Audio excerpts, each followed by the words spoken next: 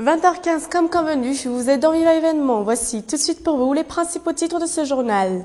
À l'aune de l'actualité politique, rumeurs de coup d'État, une vingtaine d'officiers et sous-officiers, pour la plupart proches d'André Azoulay, sont dans le collimateur des enquêteurs. Au cœur des îles Vanille, nous irons à Nouspé dans ce journal, à la découverte de la maison fantôme sise au village de Mardoc.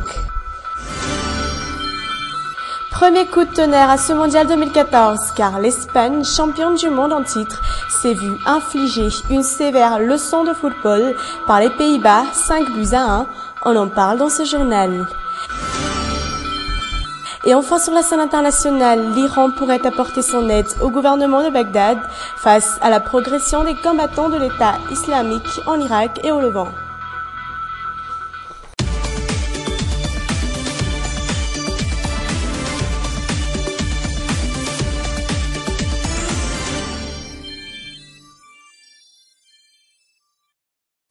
Voilà pour les principaux titres. Bonsoir à tous et bienvenue.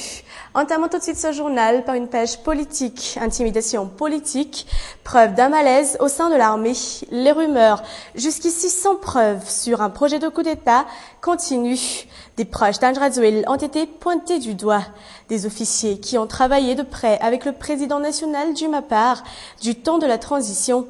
Questionné à ce sujet, le chef du gouvernement a parlé d'éléments perturbateurs. Les détails avec Tourako Javouni. Plusieurs noms d'officiers de l'armée, de députés proches de l'ancien président de la transition ont été cités dans cette affaire. Ces personnalités sont pointées du doigt par les hauts responsables de l'armée.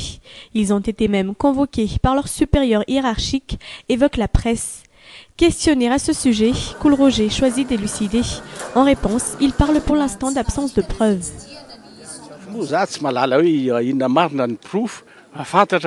Concernant ce supposé projet de coup d'État, il demeure sans preuve et sans fondement pour le moment. Je crois juste que la paix ainsi que le développement du pays dérangent visiblement certaines personnes. Pourquoi donc convoquer ces officiers? Et pourquoi ces officiers qui ont travaillé aux côtés d'André Azoulay durant la transition ne serait-ce qu'une intimidation? Le Premier ministre n'est pas allé par 4 chemins pour y répondre.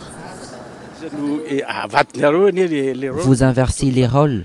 L'intimidation ne vient-elle pas plutôt de ceux qui projettent de déstabiliser la paix et la tranquillité dans le pays, mais pas de nous qui voulons avant tout faire régner un état de paix et de sécurité, nous qui avons pour priorité le bien-être du peuple malgache? Élément perturbateur, si ce n'est pas le cas, ça y ressemble. Et c'est le cas du MAPAR, si l'on se réfère à cette réponse du chef de gouvernement. Raison de toutes sortes d'intimidations à l'encontre de son chef de file et de ses proches, aux yeux des observateurs.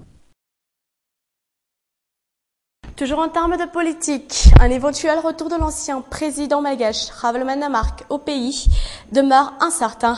Selon ses proches, le passeport diplomatique de cet exilé d'Afrique du Sud serait bloqué au ministère des Affaires étrangères dans l'attente de la signature du ministre Arsour Azavchimou. Or, sans ce passeport, il est impossible pour Ravalomanana de franchir les portes de Madagascar. Fin de ce chapitre politique. Mardoc, un village au cœur de Nouspé, y renferme des histoires stupéfiantes, entre autres celle de la maison fantôme. Je vous invite à découvrir Mardoc dans ce reportage des plus étonnants signé Mambao Kafetchenien. Fahed, natif de Mardoc, connaît le village comme sa poche. Le jeune homme va nous faire découvrir Mardoc via une visite guidée. L'histoire de son village, Fahed va nous la raconter car il sait tout sur ce village et ce jusqu'au moindre détail. Parmi elles, l'histoire de cette maison qu'ils appellent la maison fantôme. On l'appelle comme ça, maison de fantômes, car elle renfermait autrefois des fantômes. À l'intérieur de cette demeure dite hantée, le silence émettre sur un vent des plus discrets, recouvrant le climat chaud de la ville de Nouspé.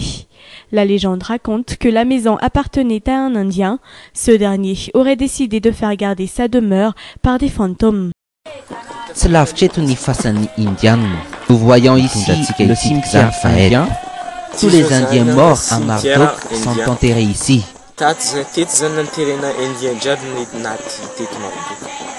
Outre la maison fantôme, Fayette va également nous faire découvrir le cimetière indien non loin de cette ancienne demeure indienne.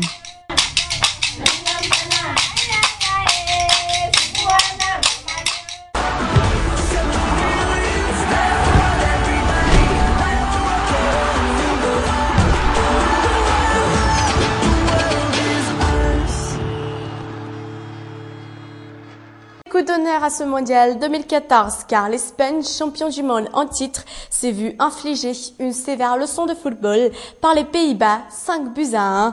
Un festival avec à la manœuvre du côté hollandais, Robben et Xilon. De leur côté, les Espagnols étaient plutôt méconnaissables. On pense surtout au portier Casillas qui est complètement passé à côté de ce match. Mais dans les autres matchs d'hier, notez la défaite du Cameroun face au Mexique, 1-0, visiblement. Ça commence mal pour les Camerounais, mais sans oublier le Chili qui a battu l'Australie 3-1. Et le mondial continue bien sûr. À l'affiche aujourd'hui, un face-à-face Colombie-Grèce qui se déroule en ce moment même. Et juste après le duel Uruguay-Costa Rica de 22h, l'Angleterre affrontera l'Italie à 1h du matin, toujours heure malgache. Puis enfin, mais pas le moindre, un face-à-face Japon-Côte d'Ivoire.